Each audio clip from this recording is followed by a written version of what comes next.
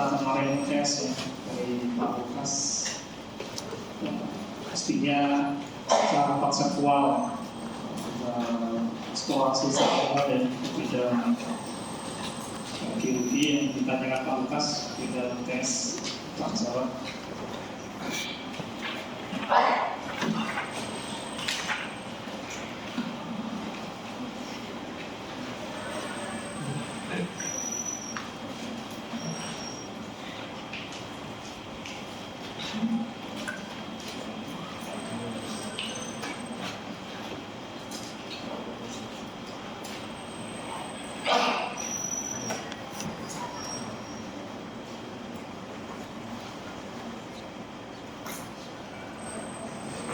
Ya, kalau pertemuan sebelumnya dengan saya sudah membahas mengenai konsep untuk eksplorasi di bidang migas. Kalau sebelumnya saya sudah menyampaikan mengenai apa itu petroleum system, petroleum konsep, ini prospek, kemudian secara umum perkembangan teknologi, secara eksplorasi dan seterusnya. Nah, yang pertemuan kedua ini saya akan masuk ke teknik-teknik eksplorasi, yang masukin yang ulang kaitan dengan geologi, geofisik, dan juga geokimia.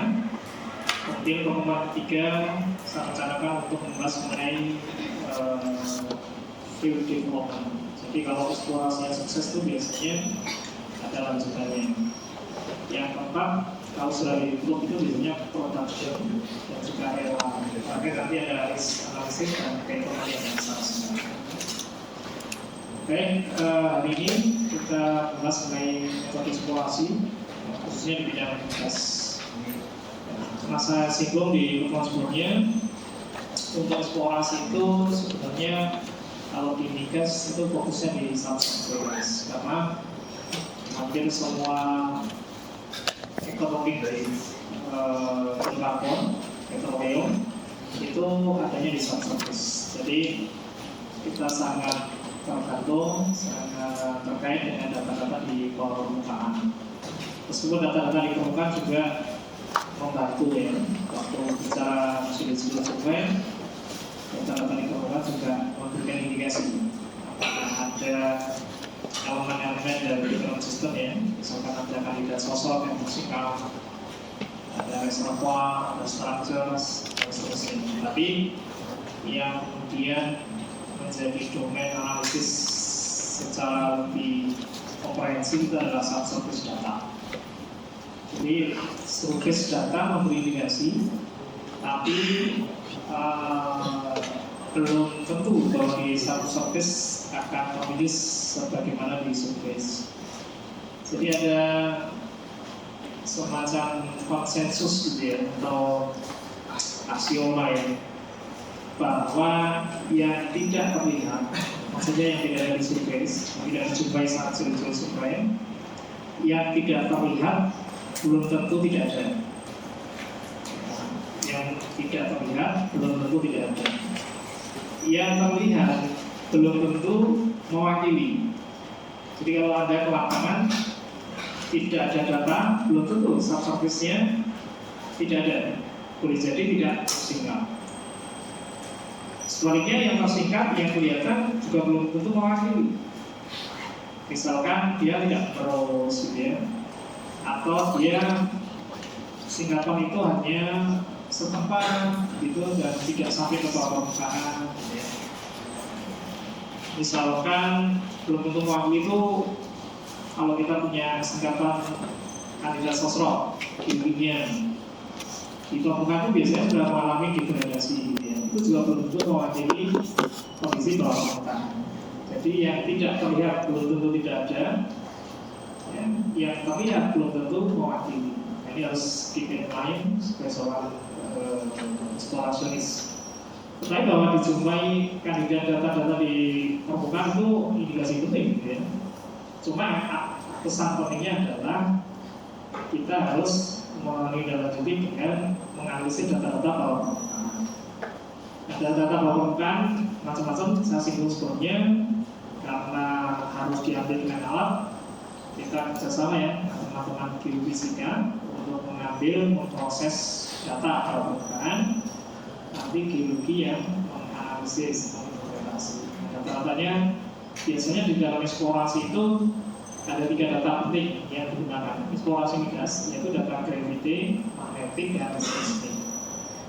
Ini ada 3 data yang biasanya diperlukan oleh subsurface interpretation. Seperti yang saya sebut juga sebelumnya, nanti di eksplorasi timnya ada beberapa macam. Ada tim geologi, ada tim geofisika, ada tim petrofisik, ada tim geochemical, timnya. Biasanya 4 ini. 4 ini harus ada di dalam tim eksplorasi. Ya. Geologis, geofissis, petrofissis, dan geochemical analysis. Nah, kemudian geofisik data selain gravity, magnetik, seismik, kalau kemudian eksplorasinya itu ada potensi, biasanya dilakukan drilling semua. Dan dari drilling kita punya well data, dari well data sumuran ya, kita punya ada core, reservoir, kemudian cycle core.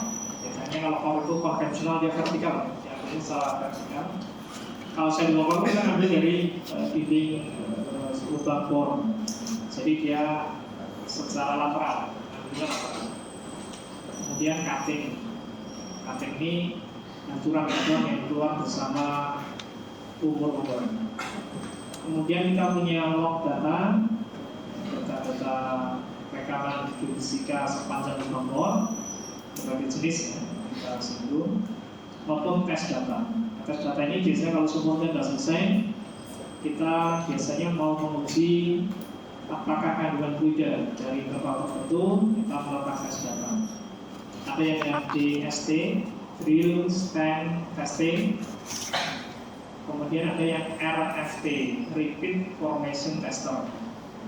Jadi dari sana kita tahu isinya interval itu apakah air gitu ya, atau hidrokarbon. Kalau hidrokarbon apakah kondensat, minyak, atau gas. Itu kita ketahui dari tes data. Kemudian fase setelah penemuan atau discovery biasanya production. Nah di produksi ini kita juga punya data-data. Ada data flow rate, ya, laju alir. Ya. Satu hari semua itu bisa produksi minyak berapa barrel per day, BOPD, barrel oil per day, atau SCF, ya, million standar kubik feet gas per day, gitu ya. Data permeabilitas, data air terproduksi, dan seterusnya. Nah kita biasanya kalau eksplorasi production tidak terlalu dilibatkan. Production kan sudah ketemu ya, eksplorasinya sudah sukses. Biasanya kalau kita eksplorasi, kita berhadapan ya, dengan data geofisiko, subsurface maupun well data. Jadi nanti saudara kalau KP, skripsi, atau misalkan bantu dosen yang beberapa studi atau proyek itu, biasanya kalau tidak sebagai geologis, geofissis, petrofissis, atau geochemical. Kalau production data teman-teman dari Naipronya ya, ada reservoir engineering, ada hydrology engineering itu nanti biasanya terlibat kalau skenario pengembangan, skenario produksi, gitu ya, bikin simulasi dan seterusnya. Mereka tidak menggeluti data-data eksplorasi sebagaimana kita. Sebenarnya kita juga tidak mendalaminya, paling sedikit tahu. Nah, oke, itu terkait dengan data. Jadi kalau eksplorasi migas, datanya kebanyakan adalah data geofisika dan data sumuran. Geofisika ada gravity, magnetik, seismik. Data sumuran ada core yang sifatnya sampel atau sampel lokal atau cutting yang sebenarnya sampel. Ini tidak ukurannya. Kemudian log dan juga tes data. Tes data kadang-kadang tidak selalu ada. Kalau semuanya tidak lengkap, tidak ada lagi. Baik, nah ini kita lihat contoh-contoh. Mestinya di teknik kuliah geofisika eksplorasi juga sudah ada ya. Dari data seismik semacam ini. Seismik yang saudara punya itu sebenarnya adalah kumpulan dari wavelet ya, kurva 1 begini. Tapi dia dikumpulkan ya, diintegrasikan dengan banyak wavelet ya. Jadi artinya model semacam ini. Nanti bisa tampilkan dalam berbagai tampilan wavelet secara lengkap kurvanya, atau kita menampilkan amplitude-nya ya, amplitudenya semacam ini saja, atau combine antara wavelet dan amplitude, atau nanti kita modify tampilan itu ya, displaynya itu metodenya itu dengan warna, atau kita tampilkan, kita perkuat di frekuensinya, macam-macam. Jadi seismic itu nanti bisa di-display dengan berbagai metode display ya. Kalau saudara sudah mengenal kata ya, kalau sebagian mengambil kuliah eksplorasi migas, kalau ada yang nanya, Pak bedanya TSDG sama EMDG apa? Nah, kalau TSDG ini konseptual saja, secara umum, karena memang memberi bekal secara umum. Tapi kalau di EMDG itu betul-betul diajarkan teknisnya ya, teknis interpretasi log, kualitatif, kuantitatif, kemudian teknik interpretasi seismik gitu ya. Kayak mungkin sekarang yang masuk ke seismik benar-benar menggunakan Petrel untuk mapping gitu ya. Itu tentang seismik. Kemudian ini contoh yang data sumuran, ada data log ya, kemudian kurva semacam ini, maupun data sampel batuan. Sampel batuan bisa konvensional core, biasanya core-nya bisa utuh atau dibelah, di slapping ya, slapping seperti ini, atau sidewall core yang kecil-kecil ya, arah samping, atau cutting, ada cutting lebih halus. Jadi geologi eksplorasi ya datanya subsurface semacam ini. Kalau yang surface geologi kan kemarin datanya ada foto bareng, ada berbagai citra lensa, radar gitu ya, informasi geologi regional gitu ya. Tapi subsurface biasanya seperti itu. Termasuk mungkin kalau di sini yang ada data-data sumuran selain log itu ada data-data pematangan sampel, kemudian total organik karbon konten dan lain-lain. Nah, kemarin saya sudah singgung metode eksplorasi saat ini ada dua. Pertama adalah geologi and geophysics atau dikenal GNG. Jadi kalau kalian misalkan dengar Paul Sugeng ada studi GNG, maksudnya geologi and geophysics. Nah, ini kemarin saya sudah sampaikan studi ini atau metode eksplorasi ini fokus untuk menemukan di mana ada closure atau trend dan seberapa besar kapasitas trend itu. Artinya menghitung resource-nya. Tapi ada juga ini geochemistry method. Ini biasanya Pak Indra saya ya. Ini biasanya banyak studi tentang geokimia.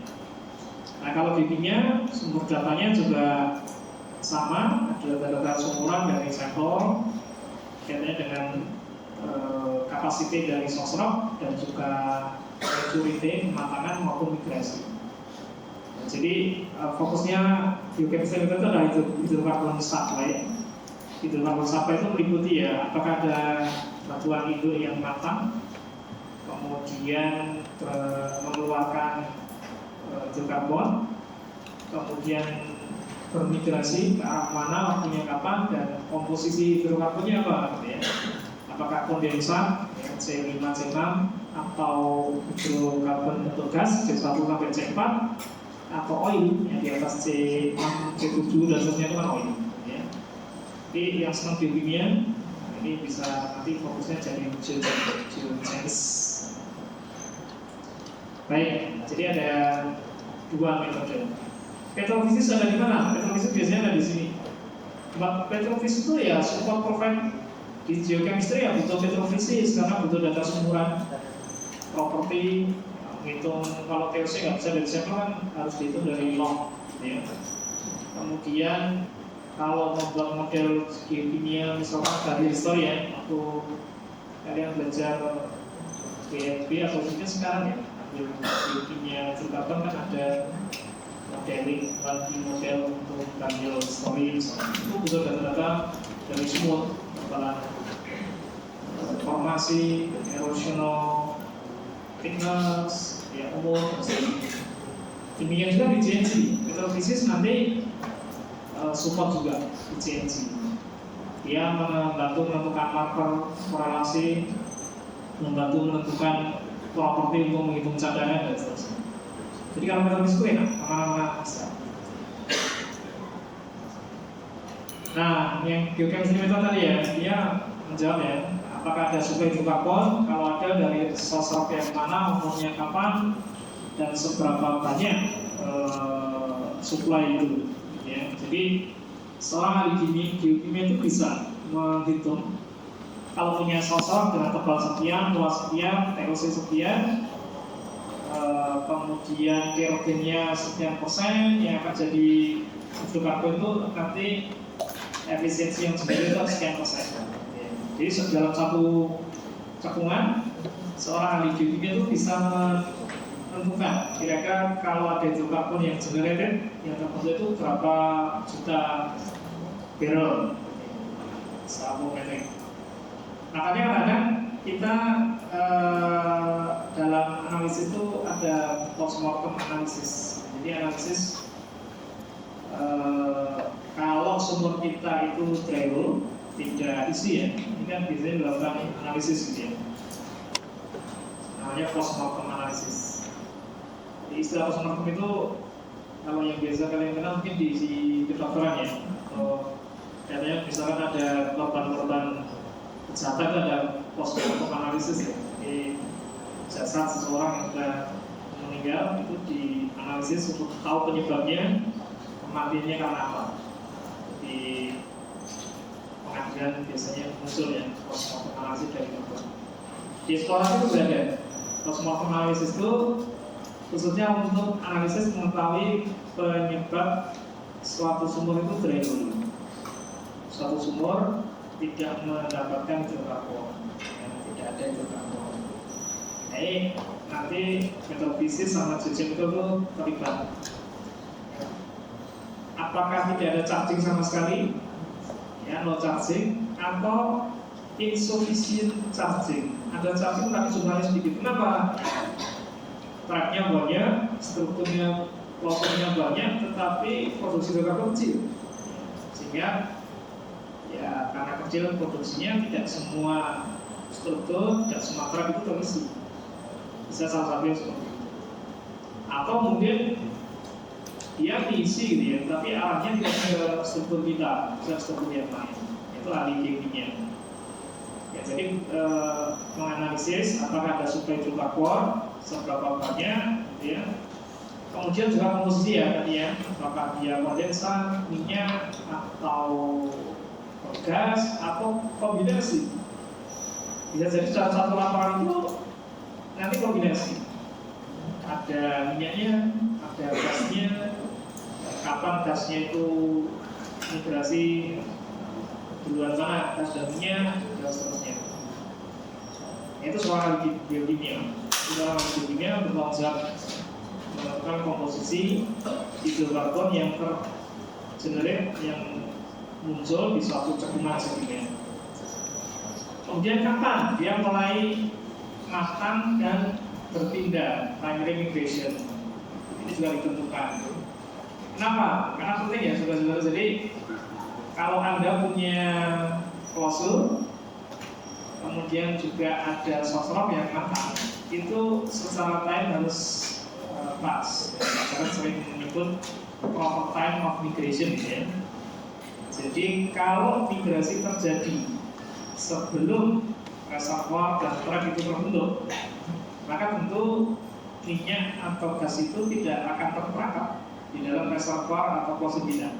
Kemana? Ya ke lapisan yang lain, mungkin lebih tua atau yang desain yang lain ada. Karena migrasi bisa saja terjadi saat long distance migration. Dia ikuti susah, kemudian selama jutaan tahun sampai ke jarak yang sangat jauh. Ya long distance migration bisa sampai 100 kilo. Migas itu bisa migrasi sampai 100 kilo. Kalau short distance itu ya vertikal aja dari sosro ke atas, sampai vertikal sampai 2-3 kilo, tidak sampai 20 kilo. Tapi di atas 20 kilo sampai 100 kilo kita bisa mengatakan dia long distance migration. Jadi yang long distance itu hanya relationship-nya. Jadi migration juga bisa long distance migration. Nah, termasuk juga arahnya. Waktunya pas, waktunya pas itu maksudnya apa? Sebelum ada migrasi, reservoir kita sudah terbentuk, trap terbentuk. Jadi siap dia kalau diisi. Gitu ya. Nah, setelah reservoir terbentuk, trap terbentuk, minyak kita disosrok mata, atau gas kita mata. Kemudian eksplosi mulai keluar, kemudian masuk ke sana. Tapi kalau arahnya nggak tepat, ya struktur kita, klosur kita juga kosong juga. Kenapa? Si minyak atau gas yang dihasilkan oleh sosrok akan bergerak ke tempat lain. Maka nanti perlu model. Jadi analisis biokimia itu membuat beberapa model. Pertama, 1D model satu dimensi itu membuat namanya barrel store model penimbunan, bagaimana dia matang dan kapan. Kemudian membuat 2D model 2 dimensi, yaitu sudah mulai kira-kira dia nanti kalau misalkan matang, kemudian migrasinya ke arah mana, secara lateral, mengisi bergerak kemana, jadi migration directionnya. Kemudian yang terakhir biasanya dibuat 3D model. Kalau 3D model itu tidak hanya arahnya secara lateral, juga time-nya. Jadi dia ada X, Y, dan juga time-nya. Misinya kapan? Ya. Jadi ada 3 dimensi ke arah vertikal, lateral, dan juga dimensi waktu. Ini yang teman-teman yang suka analisis biokimia yang nanti bisa dibimbing Pak Indra untuk skripsi atau KP atau riset gitu ya. Cukup banyak beberapa mahasiswa juga dibimbing Pak Indra yang suka bimbing sampai skripsinya. Karena saya bimbing sebagai pembimbing juga. Baik, nah di dalam analisis biokimia itu ada beberapa metode analisis. Utamanya sebenarnya terkait pertama capacity of sosrok. Capacity of sosrok itu ditentukan dari TOC, total organic carbon content. Jadi seberapa banyak karbon organik. Kenapa? Karbon organik inilah yang nanti bisa menjadi kerogen, bisa menjadi minyak atau gas. Kalau batuan mineral, kuarsa, geoklas, feldspar kan tidak akan berubah. Yang berubah jadi minyak apa? Ya organik karbon organik ini. Jadi seberapa banyak karbon organik yang ada di dalam sosrok, itulah yang akan bisa menjadi minyak atau gas. Maka kapasitas sosrok ditentukan oleh TOC, total organik karbon. Caranya gimana? Nah, mau nggak mau TOC ini yang ideal dari sampel dari core, dari sampel core atau dari singkapan. Kalau singkapan bisa hati-hati. Kadang-kadang singkapan itu membuat TOC itu organik karbonnya sudah terdegradasi ya, sudah stress lagi ya, bisa tidak laku ya, tidak fresh, maka harus diambil sampel yang fresh. Jadi yang pertama terkait dengan capacity of sosrok. Kemudian komposisi ini nanti bisa dianalisis dari kerogen type maupun gas kromatograf di darah sumur. Kalau kerogen type itu nanti ada analisis ya, teknik analisisnya sudah mungkin pernah dengar namanya Van Crevelen diagram. Van Crevelen diagram itu menentukan ini bantuan ini, sampel ini masuk kerogen type yang berapa? Kerogen type 1, kerogen type 2 atau 3. Kalau kerogen type 1 biasanya apa? Akan menghasilkan apa? Minyak atau gas? Gas akan menghasilkan gas.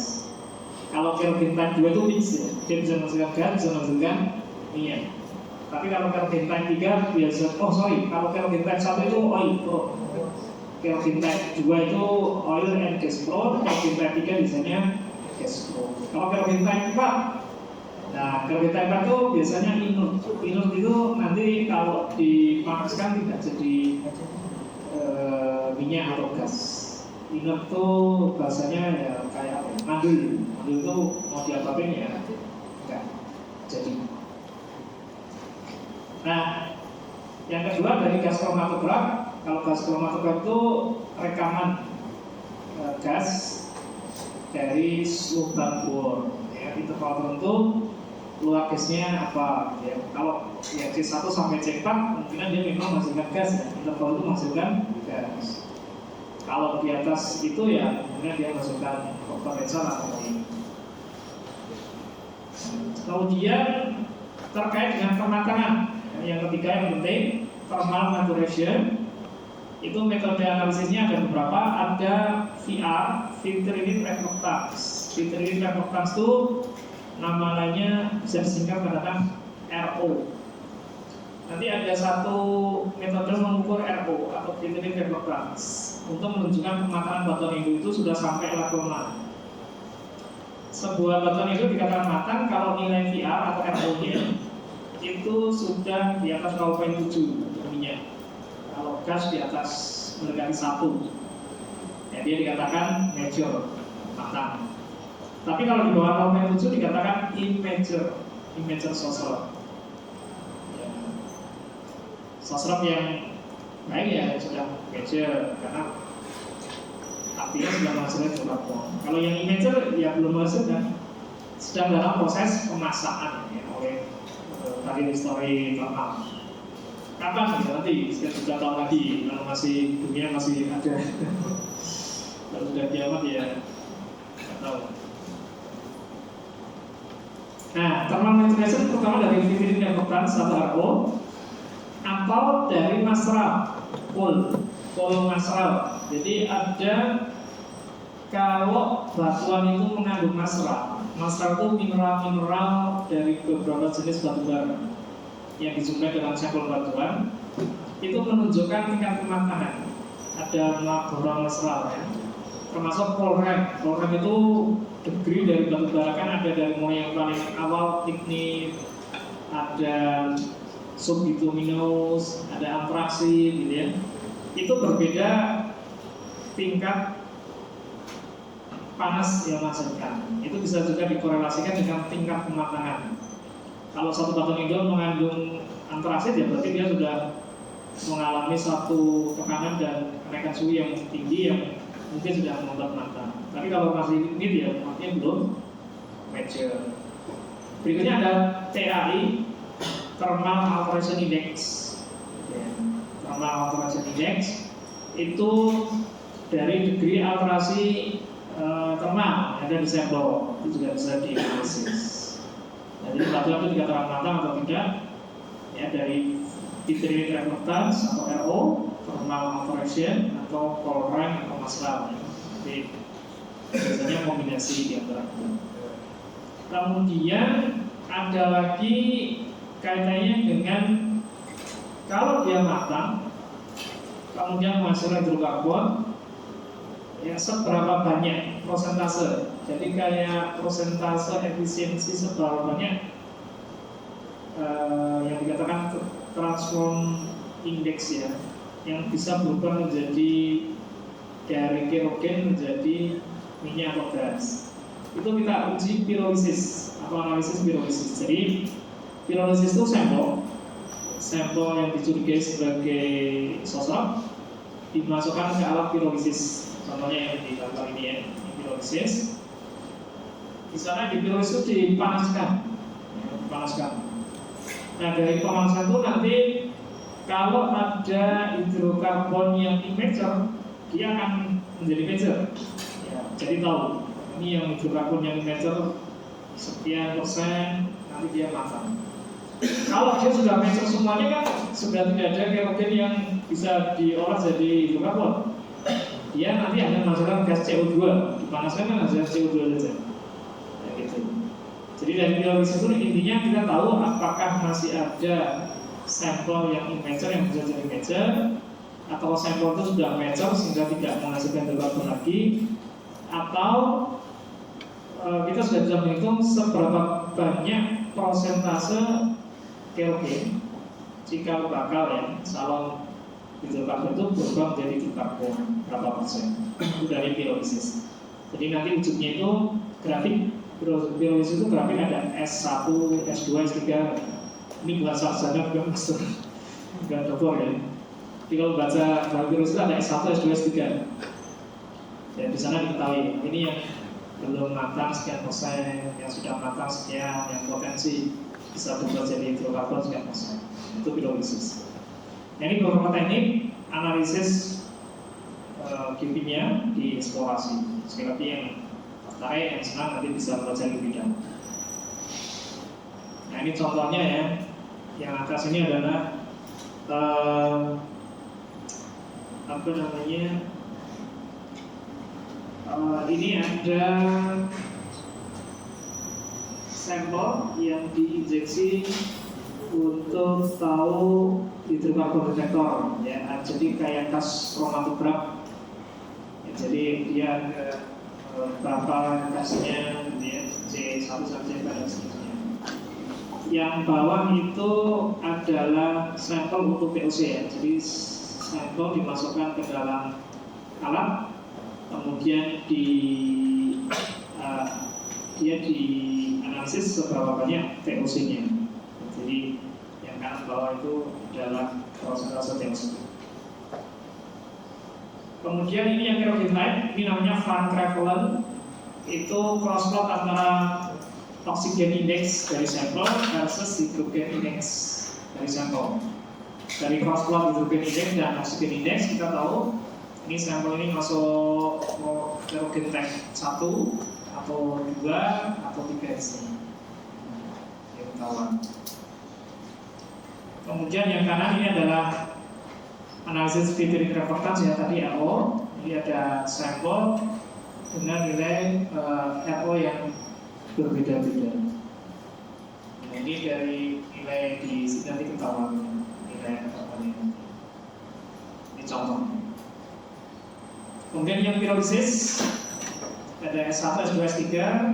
Ini alatnya nanti kita tahu mana yang kira-kira dia potensial atau yang sudah matang atau yang mature dan seterusnya. Baik, ini yang metode biochemistry secara lebih detail ya. Di kuliah sebelumnya mungkin juga sudah saya singgung sebagian. Ada pertanyaan di metode biokimia? Nanti yang tertarik bisa didetailkan di dalam. Silakan ada pertanyaan terkait analisis biokimia. Jadi kalau nanti ada pertanyaan di ujian, kenapa di satu lapangan gabungan sedimen bisa dijumpai minyak dan gas saat bersamaan, bisa jawab ya? Bisa. Baik, kalau tidak ada pertanyaan, berikutnya yang kedua adalah GNG atau Geology and Geophysics. Ini juga sudah saya singgung sebagai kita detailkan hari ini. Kalau kuliah di sini selain presensi manual masih presensi semester ya? Tidak perlu ya? Kalau manual selesai yang diadakan itu sudah cukup ya? Salah satu aja. Itu biar diberikan di semester bagian pendidikan. Baik, saudara kita lanjutkan. Tadi adalah analisis geokimia, fokusnya mengetahui apakah ada hidrokarbon saat zinc, apakah ada hidrokarbon yang mengisi ya, mensuplai reservoir kita. Nah, berikutnya Geology and Geophysics Method (GNG) ini fokus untuk mencari tahu apakah di area eksplorasi kita itu ada klausul. Ya, klausul itu satu bentukan fitur geologi yang memungkinkan hidrokarbon terakumulasi dan ekonomis dan bisa diproduksi. Klausul ini naik nanti degree-nya berubah dari awalnya pre-konsep ya, sebatas imajinasi kita mungkin di area ini mungkin ada klausul bentuknya stratigrafi, bentuknya struktural, bentuknya seperti apa gitu ya, mountain anticline, bentuknya dome, bentuknya already dan seterusnya sampai betul kita petakan menjadi klausul. Klausul itu bisa naik derajatnya jadi apa? Lead. Kalau data sistemnya cukup banyak yang saling berpotongan. Kalau cuma satu lintasan ya namanya masih klausul. Tapi kalau dua lintasan saling berpotongan itu sudah bisa kategori lead. Nah, kalau lead ini nanti didukung oleh data-data yang lebih lengkap, semacam hasil pemodelan dari biokimia, analisis keekonomian dan seterusnya, dan menunjukkan bahwa lead itu siap dibor, namanya jadi prospek. Jadi urutannya kita punya play concept, kemudian klausul, kemudian lead, yang keempat terakhir adalah prospek. Prospek sudah siap dibor. Kemudian geologi geofisik ini fokus untuk menemukan apakah ada reservoir atau tidak di bawah permukaan. Ya. Jadi kalau klausul itu apa sebenarnya? Ya, sebenarnya kalau track itu sifatnya konvensional ya. Kalau klausul itu ujungnya sudah peta yang ada konturnya. Peta yang ada konturnya dan konturnya harus menutup. Nah, itu klausul. Reservoir jelas, meskipun kalau ada klausul bentuknya antikrit tapi isinya shale semua ya, kita nggak akan mencoba itu kok, karena shale itu impermeable. Maka kita harus pastikan bahwa yang untuk klausul itu adalah batuan-batuan yang bisa jadi reservoir. Reservoir syaratnya ada dua, apa? Batuan itu harus porus. Kalau porus artinya apa? Porositasnya tinggi. Yang kedua adalah permeable. Permeable artinya permeabilitasnya tinggi. Syaratnya porus and permeable. Jadi semua batuan bisa. Batuan paling banyak ya sedimen, batu pasir, dan batu bambe. Tapi batuan lain semacam basement, igneous rock, metamorphic rock ya bisa juga. Dalam perkembangannya reservoir ini beragam. Dari yang tadi syaratnya porositas tinggi, permeabilitas tinggi, yang namanya eksplorasi yang seperti itu sudah banyak dijumpai dan menjadi giant field, lapangan raksasa. Sekarang orang nyari yang tidak umum ya, yang tidak raksasa, yang diskusi aja dicari karena kebutuhan akan migas. Akhirnya reservoir ini berkembang dari yang good quality reservoir, yang high porosity, high permeability, porous permeable, menjadi low quality reservoir. Ya reservoirnya nggak harus porous banget, nggak harus permeable banget gitu ya.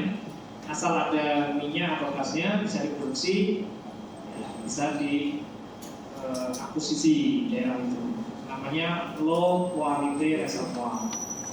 Jadi reservoir itu kalau yang bagus kan, misalkan ya porositasnya di atas 10%, efektif, permeabilitas di atas 10 milidarsi. Tapi ada juga reservoir yang porosity itu hanya 5%, 3%, permeabilitas hanya 1 milidarsi, tapi dia mengandung gas. Contohnya di mana? Contohnya di basement fracture. Basement fracture itu kan porositasnya rendah, permeabilitas juga tidak terlalu tinggi, tapi gas masih bisa terpakai, masih bisa dilewat, diproduksi. Akhirnya ya berkembanglah konsep reservoir itu dari high porosity, high permeability menjadi low quality reservoir. Ya, di beberapa area di Sumatera Tengah kita punya reservoir dari batuan yang tight, ya, dan juga beberapa dijumpai bahkan di basement fracture. Nah, ini tugas GNG, ya, geologi dan geofisik. Geofisik tugasnya mengakuisisi data, memproses dan menyajikan. Geologis tugasnya menginterpretasi, menganalisis dan memberikan rekomendasi, termasuk menghitung. Yang ketiga, geologi dan geofisik ya, GNG method itu objektifnya adalah menentukan atau menemukan apakah ada seal atau cap rocks di atas reservoir kita maupun cara lateral. Jadi seal atau cap rock itu tidak hanya di atas reservoir vertikal membatasi pergerakan hidrokarbon, yang vertikal juga membatasi pergerakan hidrokarbon secara lateral. Contohnya misalkan fault, biar minyak atau gas itu tidak bergerak ke arah lateral yang horizontal. Ya, bisa fault yang sealing ya, yang dia ada, atau perubahan fase secara lateral gitu ya, itu bisa menjadi lateral atau horizontal seal. Jadi seal itu secara vertikal turun di atas ya, cap rock, atau secara lateral, secara horizontal. Ini pertanyaan diajukan ke geologis ini, apakah di satu sedimentary basin itu ada seal atau tidak? Geologis yang jawab. Nah, geologinya nggak ada. Nah, yang jawab seal rock ini ada satu profesi geologis yang khusus menginterpretasi seal rock itu biasanya dari latar belakangnya structural geologis. Geologi yang latar belakangnya structural itu nanti bisa menekuni apakah satu lapisan itu bisa shielding atau tidak, setelah satu struktur itu shielding atau tidak, kemudian butuh ketebalan berapa untuk menahan tinggi kolom minyak sehingga tidak menjebol seal gitu ya. Nah kalau lapisan itu tidak kuat, tidak permeable, tidak impermeable, dia bisa linking atau breaching ya, jadi bisa bocor ya. Minyak bisa menerobos, bisa bergerak naik. Nah ini geologis gitu ya. Jadi kalau geologis ya seperti Anda nanti di eksplorasi ini harus dia bisa menjadi ahli pemetaan bawah permukaan, posur, bisa memap, bisa tahu mana struktur, bisa tahu reservoir mana gitu ya dari data data katalog, dan bisa juga tahu mana lapisan sebagai seal atau unsealing gitu ya. Artinya geologis yang terjun di eksplorasi migas itu harus punya pengetahuan tentang batuan. Ini nanti penting untuk reservoir. Juga harus tahu tentang structural, subsurface structural geology, geologi bawah permukaan, secara struktur seperti apa. Geologi itu kan sebenarnya core-nya 3 ya. Pertama batuan. Batuan ini dipelajari dari mulai mineralogi, terus apa lagi? Sedimentologi, petrologi, katanya petrografi, gitu ya, terkait batuan. Mineral macam-macam sampai fosil semuanya kayaknya batuan. Yang kedua terkait dengan struktur. Batuan itu bentuk struktur seperti apa? Apakah dia bedding, berlapis atau masif? Yang berlapis ini berlapisnya dia flat atau dia dipping, miring. Miringnya itu apakah cuesta saja, monocline atau anticline. Anticline bisa syncline, ya, macam-macam ya. Syncline bisa menunjang atau tidak gitu ya. Form besar dan seterusnya. Nah ini saudara-saudara. Yang ketiga apa? Core geologi. Selain batuan yang terkait mulai mineral sampai petrologi, petrografi, fosil dan seterusnya, sedimen. Kemudian yang kedua struktur, yang ketiga apa? Geologi, core-nya geologi. Kalian sudah mapping ya? Apa? Kalau bikin di peta geologi, peta poster itu apa lagi? Selain stratigrafi regional, itu terkait dengan batuan dan peta geologi yang dimana ada struktur, ada sayatan yang harus dibuat rekonstruksi. Terus apa lagi? Geomorfo. Jadi geologi itu ada 3. Intinya yang batuannya, strukturnya, geomorfo. Geomorfo itu apa? Manifestasi kondisi geologi di permukaan. Ya. Dia bentuknya apa? Kalau geomorfo secara luas namanya apa? Dalam skala yang regional, bentukan bentang laut secara luas namanya fisiografi. Jadi fisiografi itu kayak morfologi tapi luas, skalanya skala regional. Kalau geomorfologi atau morfologi, ya, geomorfologi itu tentang alam, tentang alam pantai, tentang alam sungai, gitu ya. Kalau morfologi apa? Bentukan individualnya, ini bentuknya bukit, gitu ya, atau tebing, gitu ya, atau lembah, gitu ya. Nah, kalau di eksplorasi migas dari 3 ini yang 2 yang utama. Ada bahan batuan, utamanya batuan sedimen, meskipun sekarang yang metamorf sama batuan igneous ya, migas pun juga sering dilibatkan juga. Yang kedua struktural, ya, jadi harus kuat gitu ya. Tapi geomorfo kan ada inderajanya, indera jauh, ya itu juga bisa dipakai untuk awal-awal. Jadi studi tentang foto udara, tentang citra, lensa, radar, dan lain-lain itu dibutuhkan. Nah ini sampelnya harus diperkuat batuannya dan juga strukturnya kalau mau jadi eksplorasionis. Okay. Nah metode yang dilibatkan dalam studi geologi dan geofisik ya ini juga proses singgung dari mulai remote sensing saat kita studi pustaka, studi cekungan ya. Kalian beberapa ambil juga ya studi cekungan untuk mengetahui di mana ada cekungan sedimen, mana yang enggak. Karena seperti yang saya sebutkan bahwa kebanyakan petroleum elements itu adalah dari batuan sedimen, kebanyakan. Makanya ya petrologinya biasanya yang lebih banyak dipakai adalah sedimentologi atau sedimentary petrology.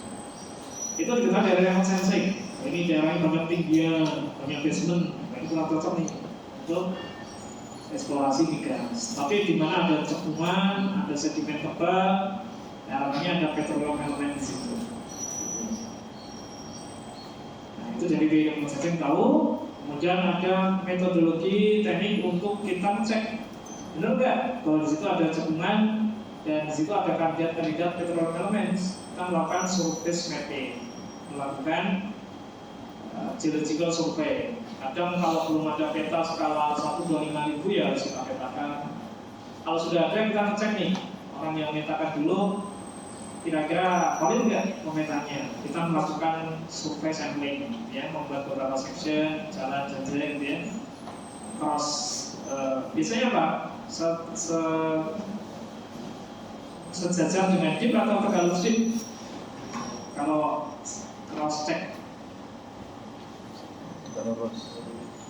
tegak lurus. Kalau sejajar deep akan ketemu sejajar deep atau tegak lurus deep.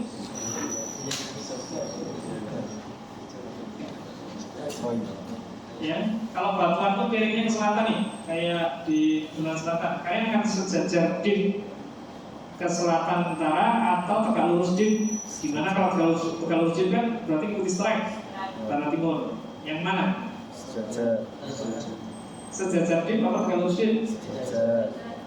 Sejajar deep. Sejajar deep berarti ke arah utara selatan. Dengan sejajar deep tahu nanti variasi batuan yang mana yang tua, ya, mana yang muda.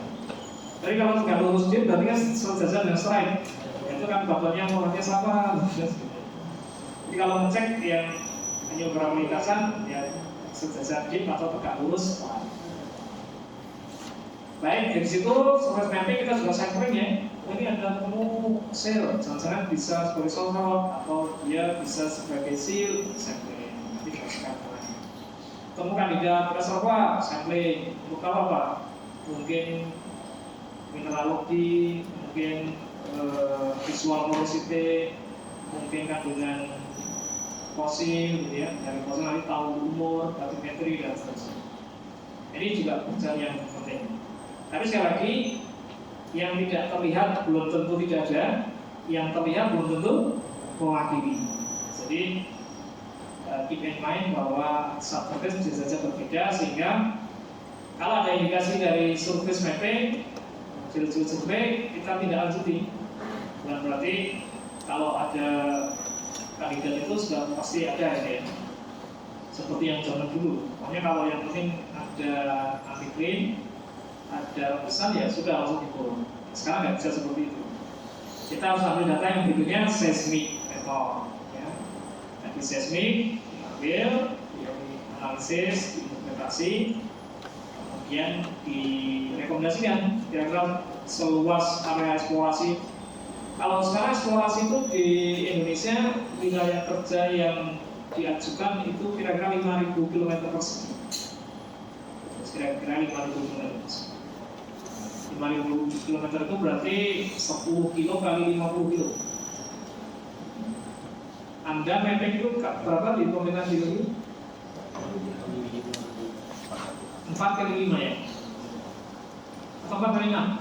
4 kali 5. Ya, kalau 10 kali 50 ya kira-kira 10 kali lah luas Anda mapping. Tapi kalau di lautan ya nggak bisa mapping. Di lautan ya pakai seismik. Itu minimalnya 5.000. Karena bisa 2 kali 5. Maka diambil seismik dan dianalisis. Nah kalau sudah di seluas itu nanti bisa kemudian dilakukan drilling dan logging dan seterusnya. Nah kita 10 kali 50 itu udah luas tuh di kita. Artinya wilayah kerja itu. Ini bandingkan dengan giant field yang di Middle East, di Timur Tengah. Satu antiklin itu panjangnya bisa 80 kilo lebar. Ada namanya di field itu ada namanya gawat field itu antiklin itu panjangnya kira-kira 80 kilo, lebarnya 12 kilo. Itu closure semua itu, isinya bawah juga close semua itu. Membuat di setiap tempat yang di dalam antiklin BB itu isinya banyak minyak.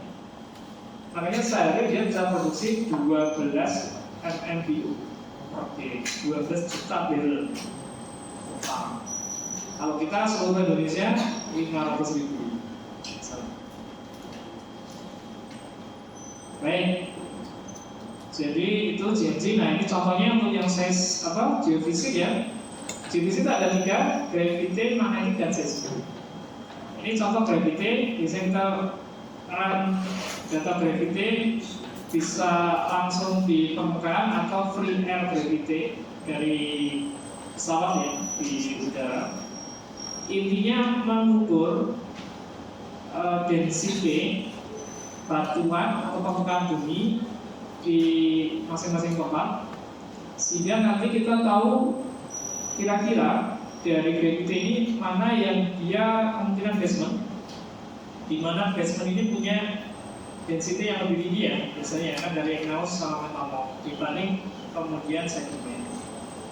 Jadi gravity itu mengukur variasi gravitasi bumi yang disebabkan karena perbedaan densitas. Awalnya diukur gravity-nya, nanti kemudian dikalibrasi menjadi density. Nah, kalibrasi density kemudian diinterpretasi untuk bisa ditarik layar-layar mana yang high basement, high topographic basement, mana yang low sedimentary rock. Tapi yang diukur sama apa? Gravitasi. Gravitasi bumi itu kan di semua tempat tidak sama. Meskipun kira-kira ada ya range-nya kan berapa gravitasi bumi? Sekitar 9, sekian ya. Tapi sebenarnya dia bervariasi. Di daerah-daerah yang banyak sedimennya gravitasi itu rendah dibanding yang kemudian batuan dengan densitas tinggi ya, banyak basement. Jadi sana kita tahu mana kira-kira yang lapisan itu sebagai sedimen, mana yang dia high topographic basement. Yang kita cari adalah yang banyak sedimen yang tepat. Dari survei gravity nanti kita bisa mendeliniasi mana semua sedimen, mana yang bukan. Yang kedua adalah magnetic survey. Dari magnetic survey ini bedanya kalau prosesnya hampir sama, misalkan dari udara bisa mengukur derajat kemagnetan dari batuan-batuan sepanjang lintasan. Prinsipnya sama, batuan-batuan yang punya tingkat magnetik tinggi ini biasanya adalah igneous, ya, sehingga kemungkinan dia basement. Sementara batuan-batuan yang sedimen ini biasanya punya magnetik yang lebih rendah dibanding kalau igneous basement. Jadi kemudian kita melakukan survei, mengambil data seperti ini, diukur. Jadi ada anomali magnetik yang rendah, itu biasanya berasosiasi ya dengan sedimentary rocks. Sementara yang high magnetic biasanya diimplementasikan oleh igneous rock. Biasanya high plane magnetic. Magnetik sebenarnya sangat penting untuk eksplorasi semacam biji mineral gitu ya, logam gitu ya. Nanti kan tahu kalau satu area yang punya kandungan logam tinggi yang magnetik itu ya anomali magnetiknya tinggi gitu ya. Kan logam itu bisa magnetik gitu ya. Jadi magnetik biasanya awalnya dikembangkan untuk eksplorasi biji logam. Nah, sementara kalau di migas ini bisa digunakan tadi untuk interpretasi, memperkirakan estimasi kira-kira di mana ada basement high, semacam house atau sedimentary basin, semacam dragon.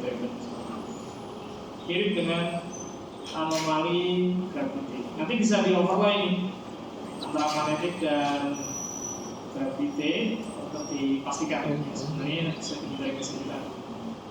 Dibantu juga oleh remote sensing, ada lenset, foto udara, ada radar, ada mungkin pakai thermal infrared. Ya. Intinya di sini adalah untuk mendelineasi hubungan sedimen. Dan selain remote sensing, yang kedua geologi ini ya tadi ya, contoh yang sangat surface mapping seperti ini. Kita datang ke lapangan, kita sampling, kita buat peta geologi, rekonstruksi sayatan geologi dan seterusnya. Ini geologi. Nah, selain magnetik dan gravity, geofisik yang sangat erat kaitannya dengan eksplorasi gas itu adalah seismik. Seismik ini ada refleksi, tapi untuk eksplorasi deep exploration yang common, yang umum itu adalah seismik refleksi. Bedanya apa? Kalau refleksi apa? Pemeriksaan. Seismik refleksi kan dengar ya di kuliah geofisika eksplorasi. Kuliah geofisika eksplorasi itu sekarang berapa kali? Kalau dulu saya ada 2 kali.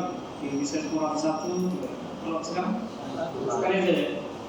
Ya sekarang itu kuliah itu dipersingkat karena memberi slot untuk mata kuliah lainnya yang boleh pakai apa namanya berbau merdeka itu.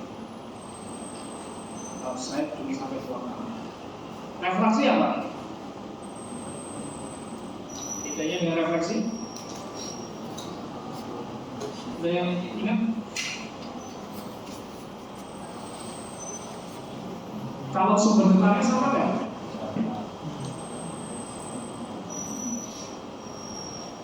Nih, sering berubah. Stop. Yang diukur apa? Refleksi.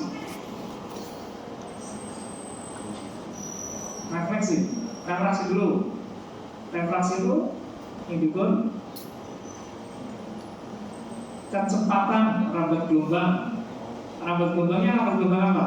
Ya rambat gelombang akustik, suara. Sumbernya dari mana? Ledakan, ya, dinamik. Yang membedakan adalah kalau refraksi itu gelombang itu akan melalui media. Kemudian kalau ketemu satu media yang densitasnya kontras, pelapisan contohnya, si refraksi ini akan gelombangnya akan diteruskan ke bawah. Itu saya sebut refraksi.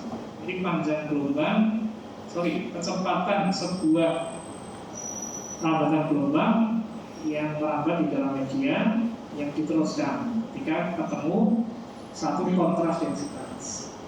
Nah, bedanya dengan seismik refleksi, kalau seismik refleksi ada sebagian gelombang itu ketemu kontras densitas ya, misalkan pelapisan antara yang lunak dan yang keras. Ini kan ada densitas kontras, ada kontras density. Itu seismik refleksi itu mengatur. Jadi si gelombang itu mengatur, tidak refleksi, tidak diteruskan. Nah, pantulan inilah yang direkam ya di permukaan melalui receiver atau geofone. Yang diukur adalah waktunya. Kapan gelombang itu mulai lepas dari sumber getar sampai ke titik patul atau lapisan patul, kemudian terpatul sampai di permukaan. Maka seismik refleksi itu ukurnya TWT, two-way travel time.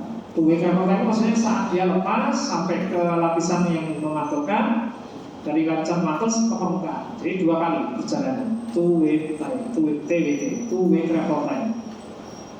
Nah dari waktu itu kemudian diukur kecepatan rambat gelombangnya. Nah dari kecepatan rambat gelombang dan dari waktu itu kemudian ditentukan di mana kira-kira ada lapisan-lapisan yang memantulkan itu. Nah adanya lapisan yang memantul itu kemudian diukur namanya acoustic impedance. Dari acoustic impedance bisa diukur untuk dimunculkan amplitudo gelombang. Dari amplitude itulah kita punya rekaman seismik semacam ini. Ya, amplitudenya tinggi berarti kontras batuan satu dan lain di atas bawahnya kontrasnya tinggi. Tapi kalau nggak terlalu kontras, amplitudenya kecil ya, perbedaan akustik impedan antara dua batuan itu kecil. Nah, sehingga dengan latar belakang konsep seperti ini sebenarnya seismik ini membantu menentukan konfigurasi bawah permukaan yang sifatnya layering, di mana ada lapisan, ada batuan yang punya kontras densitas tinggi akan dimunculkan, akan termanifestasi di dalam seismik. Artinya apa? Artinya kalau batuan itu homogen, semuanya tebal ya, dia tidak menunjukkan ada refleksi-refleksi. Atau misalnya dia basement semacam ini ya, basement yang batuannya homogen sama gitu ya, dia tidak memantul, maka dia chaotic homogen. Begitu dia ada lapisan yang berbeda densitasnya, misalkan antara sand dan shale, antara shale dan karbonat, maka ada pemantulan. Semakin beda densitasnya, semakin kontras, maka amplitude pantulannya akan lebih besar sehingga menghasilkan strong reflection ya di data bawah permukaan. Itu yang semacam ini ya. Ini AI, acoustic impedance. Ini karena ada kontras densitas dan velocity.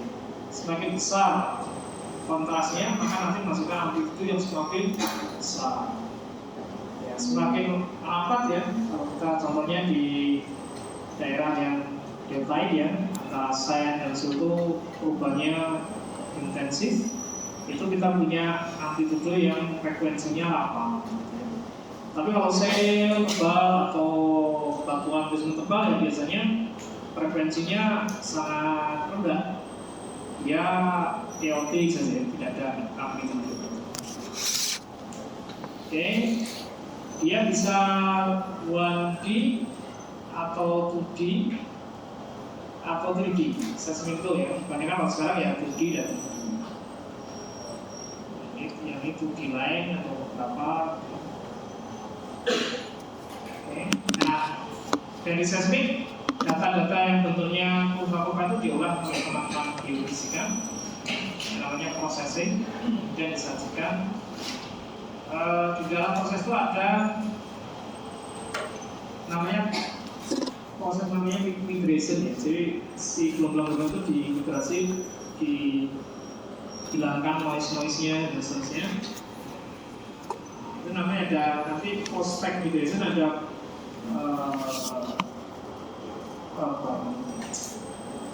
satu adalah cascade, satu pre-stack migration dan post-stack migration.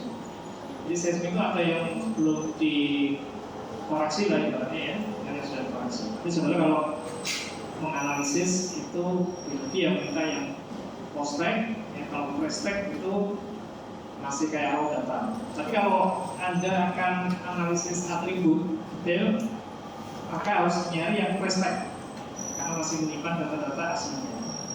Nanti kalau skripsi atau KP tentang seismik, kalau mau interpretasi struktur dan macam nyari yang post-stack. Tapi kalau mau analisis atribut dan macam nyari yang pre-stack. Katanya seperti itu. Baik. Berikutnya adalah untuk drilling dan juga logging. Ini juga bagian metode eksplorasi di ujung. Jadi eksplorasi yang dilakukan tadi ya oleh tim geologi, geofisik, oleh geochemical itu bisa berlangsung bertahun-tahun, setahun, 2 tahun, sampai 3 tahun. Nanti di akhir tahun itu kalau sudah ketemu prospek itu klausur yang sudah naik tingkatnya jadi dari klausur, jadi lead, jadi prospek. Prospek itu sudah siap bor, maka kemudian orang drilling yang masuk. Eksplorasi geologis kemana? Dia ditugasi dari lapangan yang baru. Makanya ada satu divisi namanya New Venture. New Venture itu tugas geologisnya yang nyari blok-blok baru, nyari area baru yang nanti bisa muncul program. Nah, kalau sudah jadi prospek nanti diserahkan ke tim yang lain. Kalau ada geologis ya bukan eksplorasi geologis ya, nanti dia Kalau discovery namanya development geologist. Kalau dia diproduksi namanya production geologist. Eksplorasi explore terus. Nah, drilling ini dia bisa vertikal atau directional. Kalau directional itu sudutnya sangat besar, namanya horizontal drilling. Ya. Kapan dia horizontal drilling atau directional drilling? Ya, biasanya pada kasus reservoir yang tipis-tipis gitu ya. Kalau langsungnya tipis, kalau ditembus vertikal kan yang untuk zona produktif hanya kecil ya. Nah, seperti ini. Maka dia harus diarahkan directional drilling. Kalau kurang dari kalau di atas 45 derajat, namanya jadi seperti horizontal drilling. Ini bisa di darat, di laut, menggunakan menara atau rig. Jadi kita punya data-data drilling, ada baik indikator berat dari pipa pemboran, dari lumpur pemboran, tekanannya, dan putaran mesin di lantai pemboran, gitu ya, dan seterusnya. Nah, ini juga mulai dari di darat, di rawa-rawa, di daerah yang mungkin perairan dangkal, dan perairan dalam dan seterusnya, alatnya macam-macam. Ini yang terlibat namanya drilling engineer. Nah, kalau drilling engineer itu backgroundnya biasanya petroleum engineer, teknik perminyakan. Jadi di teknik perminyakan itu ada 3, reservoir engineering, drilling engineering, sama satu lagi sekarang adalah production dan geothermal. Itu di teknik perminyakan ya. Di Jogja contohnya di UPN itu kalau nggak milik reservoir, miliknya drilling atau production geothermal. Ini drilling masuk. Nah, drilling ini bisa ngebor beberapa kilometer ke bawah permukaan. Rata-rata kalau target menengah itu ya 3.000 meter atau 3 kilo, yang dangkal ya 1000-an meter atau 1 kilo, yang dalam bisa sampai 6 kilo, 5 kilo. Tapi jarang, biasanya rata-rata ya 3-4 kilo. Kalau geosia itu pernah ngebor sampai 10.000 kilo, 30 bibit pemboran terdalam itu di Siberia, di Rusia. Mereka ingin tahu ya sebenarnya bumi ini ke bawah itu seperti apa ya. Tadi setelah ngebor 10.000 meter tuh kayaknya alatnya nggak mampu. Kalau dihitung itu malah banyak yang terus yang konten kreator ya. Terus bahas ada suara-suara aneh-aneh gitu. Di bawah permukaan bumi dari apa namanya lutapor gitu ya, masuk lah gitu. Yang pertama sebenarnya kan karena lubang dalam ya banyak resonansi suara yang masuk ya, noise itu ya ini jadi banyak. Alat-alat seperti ini Anda sudah pelajari di GMP, ada traveling block, ada rotary box, ada mat, ada circulating mats, ada rotary box, ada electrical, ada di bawahnya dan ini ada rotary yang memberi putaran, ada pipa pemboran, ada circulation mat system, jenis pipa pemboran, dan tipe-tipe pahat yang beda-beda untuk tiap batuan yang beda-beda. Untuk korek ya kita menggunakan metode alat yang berbeda. Kemudian ini buangan dari lumpur pemboran harus kita amankan supaya kita buang ke lingkungan. Kemudian power system, electrical, karena kan ngebor kita itu di frontier ya, kita nggak ngebor di daerah yang PLN sudah masuk. Makanya di sana kita membangun generator sendiri, electrical generator. Maka yang terlibat di dalam pemboran itu banyak. Ada teknik sipil ya, membuat konstruksi dari jalan sampai struktur. Ada teknik elektro yang kaitannya dengan seperti teknik mesin yang menyiapkan berbagai macam. Nanti ada wireline logging, wireline ada drilling engineer dari kebanyakan. Geologi ya sesekali ke lapangan ya. Kalau ambil sampel namanya site geology ya, menghubungi lapangan pemboran gitu ya. Geologi ya dia di situ. Kalau yang senior ya sebenarnya, tapi kalau yang junior tuh biasanya kayak bakal terus sampai selesai, paling ganti mediasi gitu ya. Ya dari sampel picker ya, dari sampel diselesaikan, kemudian dianalisis di bawah mikroskop untuk analisis cutting, seterusnya menentukan core point gitu ya. Dulu waktu saya KPT ya sempat memenuhi jadi website CNC power kayak gerbong itu kita 24 jam apalagi kalau korek ya kita harus terjadi itu training selesai. Di dalam training juga kadang-kadang kita berhadapan ya status keluar itu dengan bahaya-bahaya. Ada dari mulai peak itu masuknya fluida pemboran dari reservoir. Jadi fluida reservoir bisa gas, bisa minyak itu atau air formasi masuk ke dalam lubang sumur. Jadi pipa itu terkena hentakan, terkena kayak tendangan. Di atas itu kita kerasa sih pipa itu kayak ketendang-tendang ya. Bergetar, namanya kick. Nah kita perlu BOP, blow out preventer. Kalau ada kick, BOP ditutup.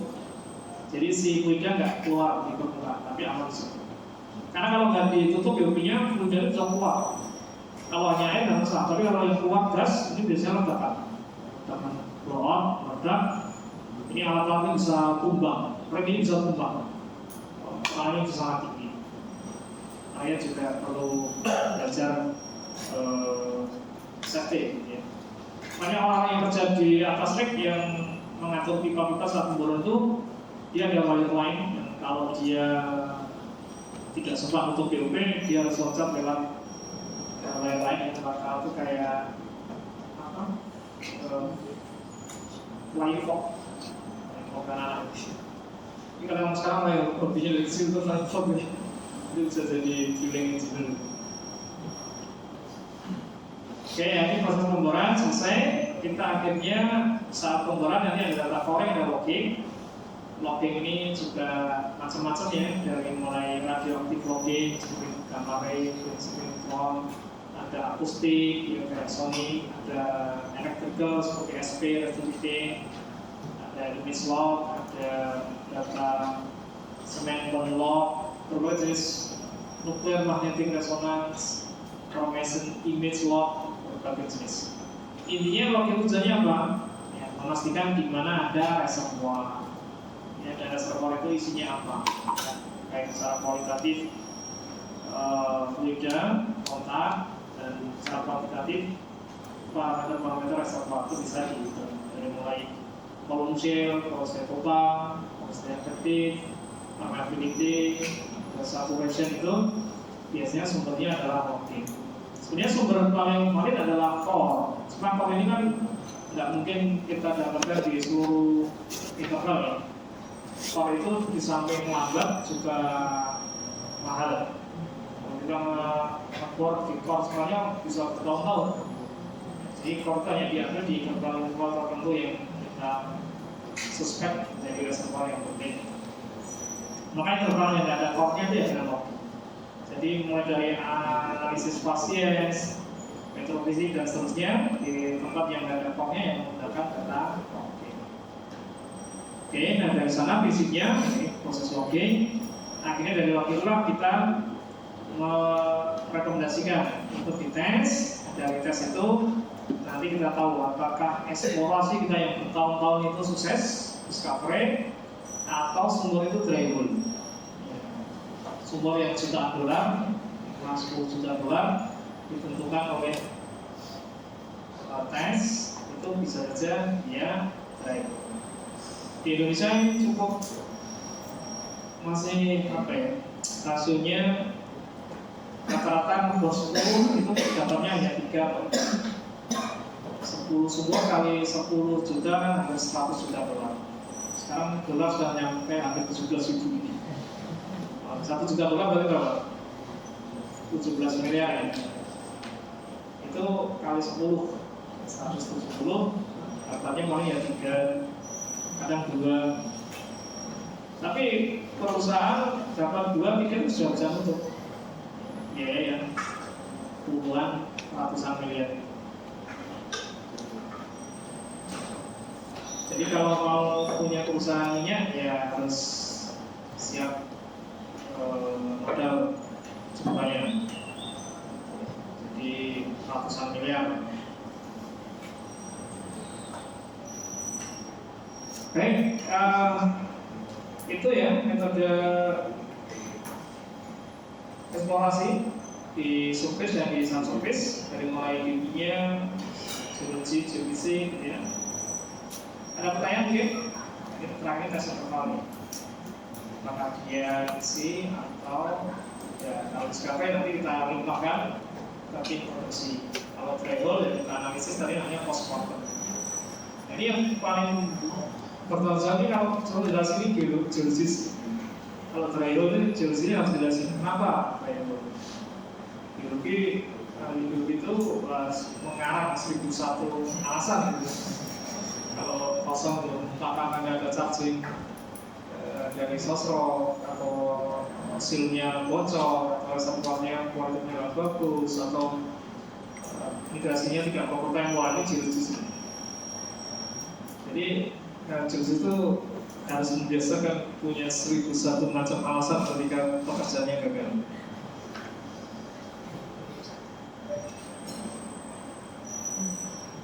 Tapi geologis itu mestinya harus bisa menjadi saran yang paling bahagia. Karena kalau dalam kehidupannya dia banyak menemui kegagalan itu dia harus bisa menemukan 1001 cara lain untuk bahagia. Karena udah biasa mencari berbagai macam alasan. Ada pertanyaan barangkali saudara-saudara sebelum kita akhiri ya, nomor 11 terkait dengan metode geochemical, geologi, geofisik, eksplorasi. Nanti kalian bisa pilih salah satu ya di dalam kalian. Kalau tidak di geochemical, ya geologis, geofisik bisa. Nanti kalau S2 ke geofisika ya bisa saja. Yang sulit itu biasanya anak geofisika jadi interpreter itu agak sulit. Tapi lulusan geologi jadi prosesor itu asal pokoknya dikasih algoritma cara memproses biasanya anak geologi bisa. Tapi kalau anak geofisika interpretasi itu agak susah karena butuh intuisi ya, butuh intuisi panjang bisa interpretasi. Tata alam. Seismik ini kadang-kadang ini orang langsung terus atau putus, terus dia kalau ada sesat geser namanya gimana kan tidak mudah. Kalau sesatnya satu mungkin mudah ya, tapi kalau sesat geser itu bisa juga. Silakan ada pertanyaan. Presensi sampai kan? Selamat datang. Selamat datang gitu. Kok bisa jadi 5 tiba-tiba ya? Apa? Bukannya yang dapat 5 itu Jerman harusnya. Apa yang UCL itu loh? Bukannya 5 itu Jerman? Oh, karena Arsenal. Karena dia lolos. Enggak, karena Arsenal bagus mainnya. Yang kayak gitu dong. Iya. Alasannya tuh satu slot tambahan itu buat negara yang klubnya main bagus di Eropa. Kalau Kan semuanya main bagus. Kita lanjutkan pekan depan kita akan menyinggung mengenai development. Jadi itu sedikit tidak secara ya di biasanya eksplorasi, tapi nanti kalau sudah discovery kita ketemu ya kita kembangkan seperti apa kita menggunakan sebuah lapangan cerdas karena boleh jadi ada saudara tidak hanya di eksplorasi ya, saudara bisa di development tools di geologi yang tugasnya mengembangkan sebuah lapangan nanti kita akan mengembangkan. Baik, terima kasih atas kehadirannya. Selamat siang, sampai ketemu pekan depan. Assalamualaikum warahmatullahi wabarakatuh. Udah loh. Kau mau ke lab ini nggak? Lab apa? Lab graph. Iya. Bakal ketemu John nggak? Kira-kira? Tahu.